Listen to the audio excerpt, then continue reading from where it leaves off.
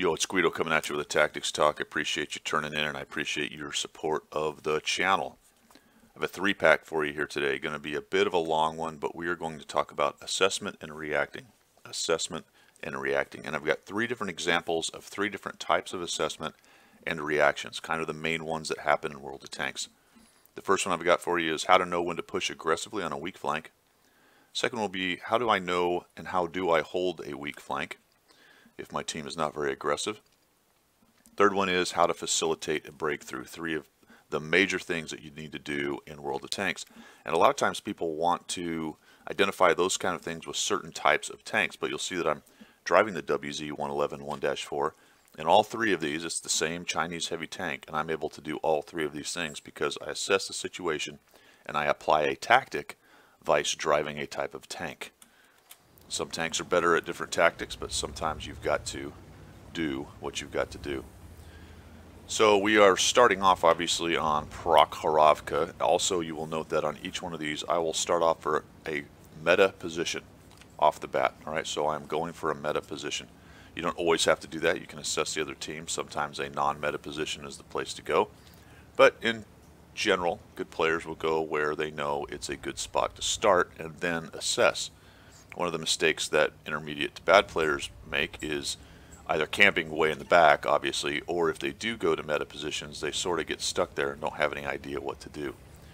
I knew I was going to get spotted by the scout. They do have a tier 8 arty. It is proc, so I'm wiggling and jiggling here, attempting to not get hit by the arty, or at least minimize his capability to aim. So I come up to the middle and take a look at the mini-map and see where all our tanks are. Just take a look at it for a second. Okay, hold that thought. I'm going to go ahead and start playing it again. They've got lights in the middle. Trolling around. There's a T-30. An object is right there. Look at the mini-map. Okay, look at the mini-map. Assess that. Think about it for a second. And start thinking about what I might be thinking right now. Hopefully you see it by now. You should definitely see it by now. If you look over on the east side of the mini-map, you'll note that a scout has gone up and over the hill and is on the back side and has not run into anybody, and he should easily see anybody who is down in this flat down here or sitting up on these tracks, which means that their team has nothing over here. Look at how many guys we have pushing up the hill.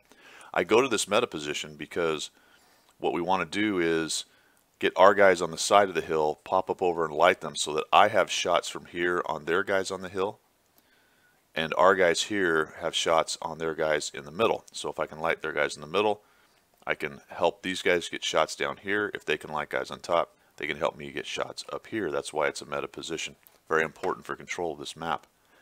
Lots of TDs over here, so we're actually not weak on that flank. So this is a pretty good setup, but right off the bat, this is very different as far as this game is going because we have a scout that's gone up and over and has not seen anything.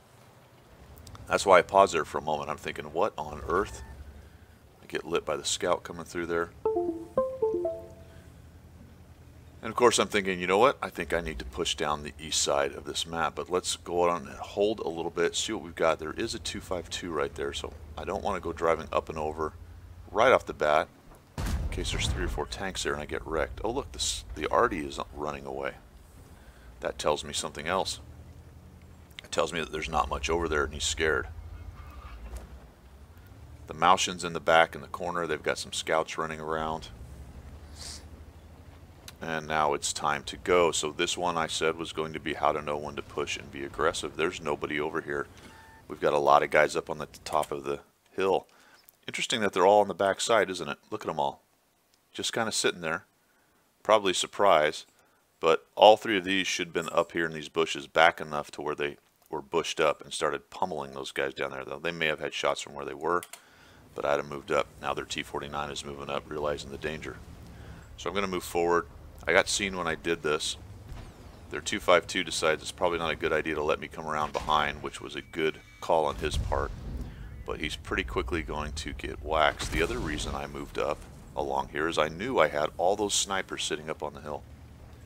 That's a huge amount of support. You can see that he's just getting pummeled. Trying to stay out of the way as much as possible. Got hit by their T-49, which I knew was in there.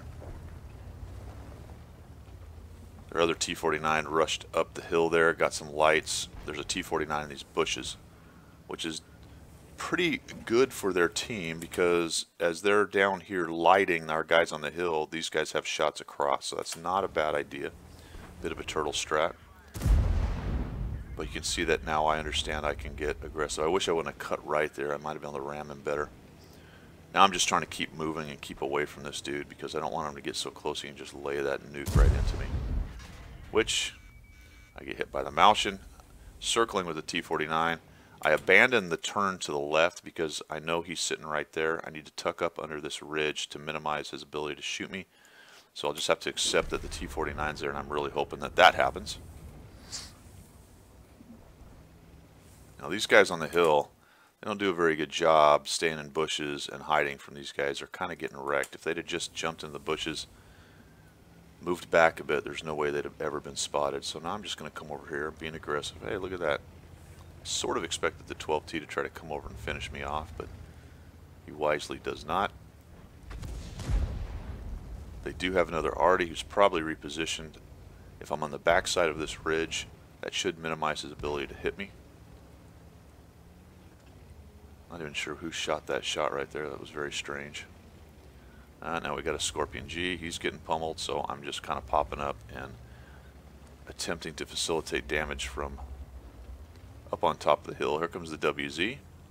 Now this is not necessarily one. You can see that they've pushed through the middle a little bit, but we've got a lot of TDs sitting over there.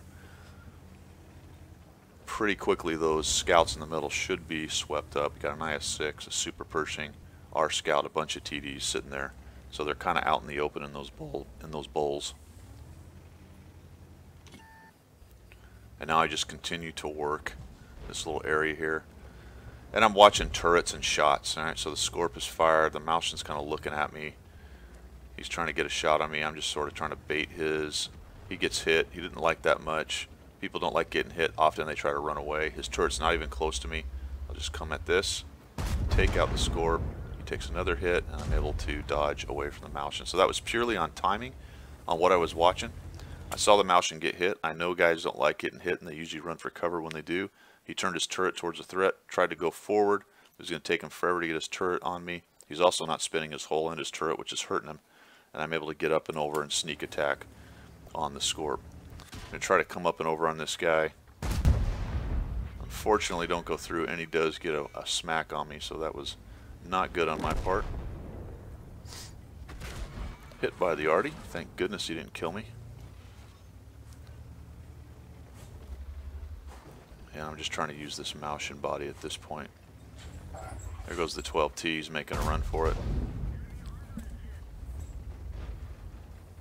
Now the Bulldog knows I'm really wounded. He's trying to rage in here and take me out. All he's got to do is get beside me, but of course I know I've still got some helpers on the side. And now I'm going to tuck up to the back of this slope right here. That 155, 51 reloads pretty quick. I'm really just hoping that he doesn't try to lay one in here and take my last 54 hit points.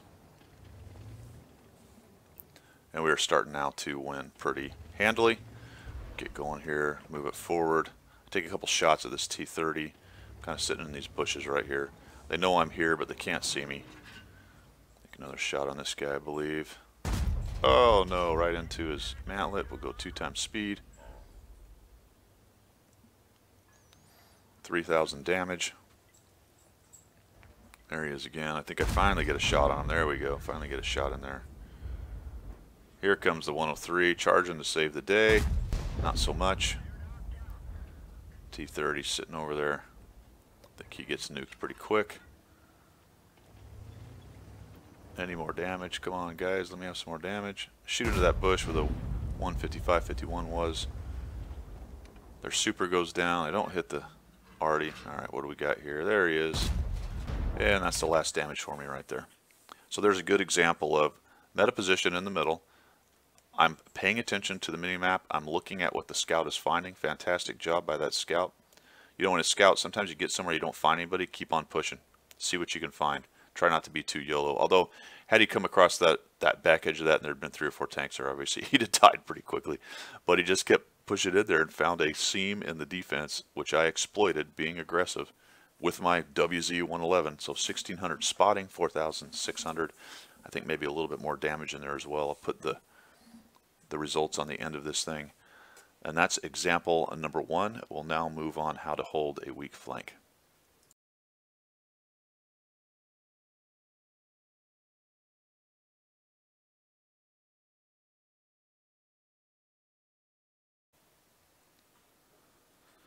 Okay, here's our example on how to hold a weak flank / how to know when you can't push. We have loaded into Malinovka here. I'm in my WZ-111 1-4 once again. This is an interesting battle because it's a 2-5-8. There's only 2 tier 10s instead of 3, although one is an arty on each side. We got a medium, they got a heavy, which is a pretty bad disadvantage, although this map does mitigate that a little bit. Look at the deployment, take a look at the minimap. You'll see that I have stopped right here in these trees. I did not push up onto the hill. Game's been going on for a while here. I didn't give you all the preliminaries as I drove, but I got up here and I was literally in the lead. The AMX-30 and IS-3 were still futzing around down at the bottom. The T-55A was just kind of sit there, and you can see that we've got some guys sitting here, some guys sitting here, and nobody's really interested in going up and fighting the IS-7. So instead of driving all the way up the hill and trying to solo the IS-7 and whatever buddies he happened to take with him, plus the arty that I had to deal with, they've got 2 of them right there, I decided to sit back here and see what I could do in a more passive role. This is not something I like to do.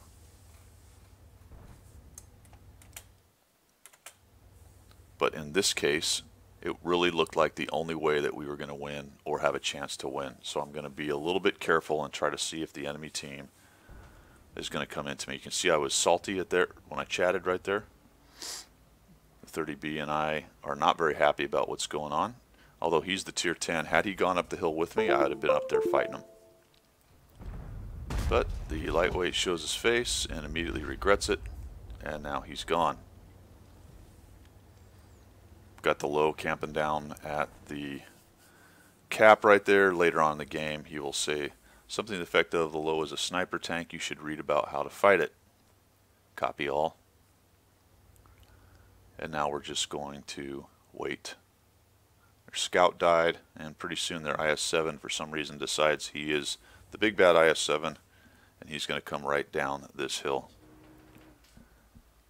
T-34-2, and this is pretty typical. Once you get a team like mine that's hiding out in 1/4 of the map, you're going to start getting surrounded and spotted from multiple directions, and things are going to get pretty ugly pretty fast.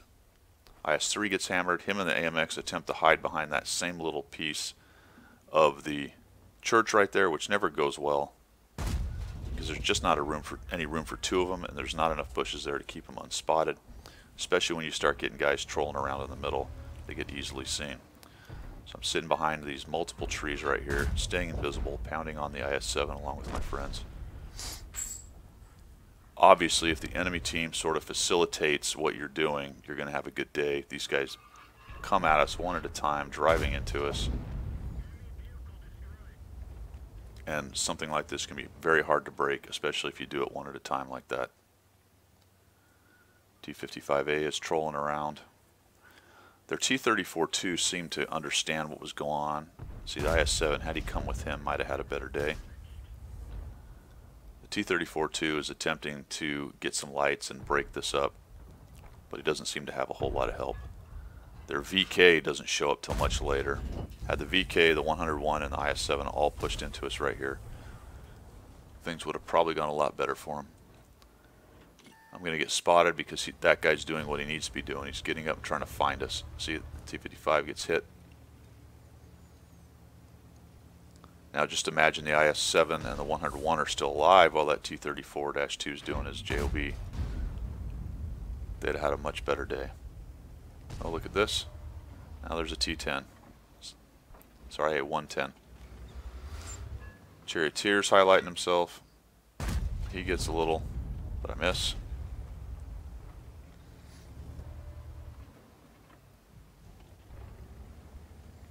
And we continue to work on these guys. So the concern then is there's a 110, a defender. 34-2 is spotting. There's a charioteer over there on that flank, and the VK is unspotted. Plus there's 2 arty. So it's still not really time for me to push forward. I'm just going to sit here. So far, the enemy seems like they want to come at us, so I'm going to accept that. Although we are now winning and a bit heavier. If I go throw myself away, that evens it up considerably, because we've still got to deal with this VK. Got a team killer with the WZ-120. I think they ran into each other. There were some apologies being thrown around. There's the 110. Put a shot on him. He's kind of doing what our guys did earlier. There's not a lot of cover right there. Nice guesswork by one of the arties who drops one on me right here where I knocked that tree down, so that's obvious SA that I'm sitting there. And he sees his guys continually getting hit by me. So we'll speed this up a little bit. 2 times speed. Another shot on him. And it's getting pretty close to moving out right here. Now if I was a little more aggressive, I'd already be moving. Push up in and get that 110 out. Trying to find where he is. And I click where that T-34-2 is. So really he's the linchpin for the enemy team. Once we get rid of him or get him busy enough, we should be able to start winning this game handily. Even more so than we are. So the Schwartz understands that. He gets in there. Looking for a shot, but I can't get him. The 110 dies, and now it's time to start moving forward. One shot on 704 as he runs by. He's charging in. And that's kind of a desperation. You can tell that he's thinking, well, we've got to change this. These guys are starting to will us away. I've got to get in here and start nuking these dudes. But no go. Alright, just fast forward right there. Got hit by the arty on my way. Actually, I'm about to get hit by the arty right here. And now I'm moving up to the meta position, taking the hill. That VK 4502 is still a concern. I don't know where he is. Where we're going to find him is camping. I bounce off the defender. Long reload. Come on, baby. There we go. Go ahead and go triple speed or 4 times speed. So I'm going to come up here onto the top of the hill. I'm going to use this bush that I know is here. But this dude's close enough. He actually spots me. I see him right away. Yeah, he's been camping there the whole time. Put it into the side of his turret and back up. He gets hammered by the arty, so a little more spotting damage for me. I'm going to get behind these rocks, try to minimize the capability of their arty to nuke me. Let's wait a few potatoes. Yep, there he is, of course. Maybe should have gone around the back end of it.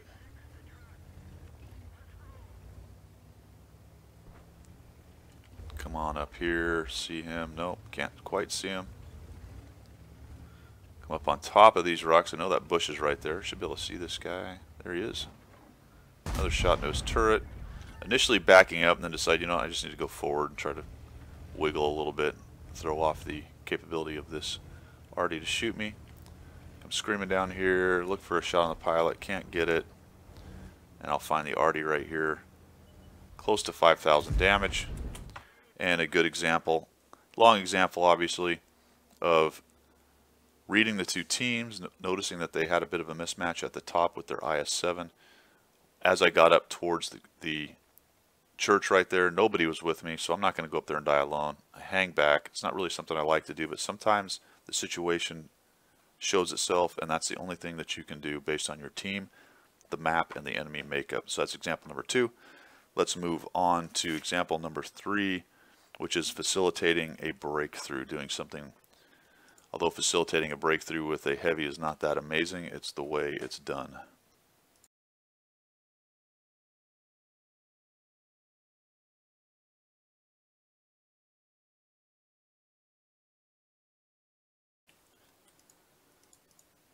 Alright, here's our third example. In the first 2 examples you saw me go to meta positions and pretty quickly abandon them and move on based on assessing what was going on in the game, what the enemy team was comprised of, and what my team was comprised of, and what they were both doing. In the third one then, you're going to see me go here to a meta position, and then I'm going to work that position as long as it takes to create the breakthrough. As long as I'm being effective there and things are going correctly for the team, I'll stay there and make it happen. So I go up to the hill. We've loaded into, this time, Fiery Salient, the other version of proc. And I come up here to a pretty standard spot. up onto the top of the hill. As usual, I'm the first one there. E75 is just slower. He was headed there from the very beginning. The 111 is a pretty fast tank. Don't know what Splody Head was doing exactly. And then we've got two campers sitting back. You always have campers. The reason I'm up here, why? Because I can get crossfire on him. These guys can light these guys up so we can shoot, and then eventually we can light guys up on the back side here so they can shoot. I will initially take this bush position right here because I don't want to drive straight up and over the ramp there and get hammered by all their guys in the middle. So you need to let this play out just a little bit. Although in one example we saw a scout come up and over and get information right away that was important. I will switch to being a scout here in just a moment. You'll see that somebody clicks on the back side. They're probably maybe taking fire because the Centurion's lighting them up. So I'm just going to see if I can get a shot on this guy. And I don't want to wait too long to help them out. The U-75's either sitting on the backside or being very slow. There they are clicking it again. And I think, well, that's it. I'm the guy, right? There's nobody else up here. Somebody's got to do this. These fellas down here in the middle, they need those lights so that we can make this position effective. So I'll use these bushes, and you really don't need that much. You don't need to come over very much before you start seeing them. So I hit the Centurion, who's in a bad position. He's going to pay for that. The other heavy is sitting there. He gets hammered. And I collect 499 spotting, just like that. 1,100 spotting, just from poking up just a little bit, understanding the map, understanding the situation, and swinging to a role that I'm not really well suited for, being a scout, but in this case, in this particular situation, I am pretty suited for it. I've got the armor, it's close. I don't need that much spotting distance. A lot of it is proximity spotting. And guess what? Their arty's dead. So this position can be very difficult if there's a lot of arty. You also notice that I'm using this bowl. See how this bowl divots in right here, and they don't really have any good shots at me from their crossfire position. If I get up where that guy is, they do have shots on me. So every time I come up on that ridge, obviously from here and from here I'm exposed, but if I minimize the amount of time I'm there, I can minimize the amount of time I'm exposed. And the 111 doesn't have the most fantastic armor in the world, but it's pretty good. Splody Head goes up there. He pays for it. Centurion is way too high. Okay, see the Centurion? Completely highlighted, way too high. That seems like a good idea. Hey, I'm on the edge of the map, man. Edge of the map is good. But see how right here I can get right down into this divot very quickly? So that bush right there in front of me is about the best one to use. That's just understanding the map and understanding the mechanics. So those guys are starting to poke over. I don't really need to do that anymore. Let's go over here and see what we can do. A lot of times you start doing something, the rest of the team starts doing it. But you'll notice behind me that as soon as I shift away from it, and they take a hit or two, oh man, I don't like that. Don't want to get hit. And there goes the Centurion. See how he backed up? It flattens out right there. He kept backing up, and he gets killed from the side. See how I'm still in the divot, understanding the map, understanding the position.